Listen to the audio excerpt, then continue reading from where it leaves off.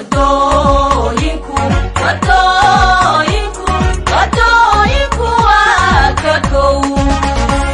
kororkiya dhaqaalaha dhabna waxay iskeenaan karti iyo dadaalkood markay kaalin geliyaan wadooyinku wadooyinku wadooyinku waa ka kow kororkiya dhaqaalaha dhabna waxay iskeenaan karti iyo dadaal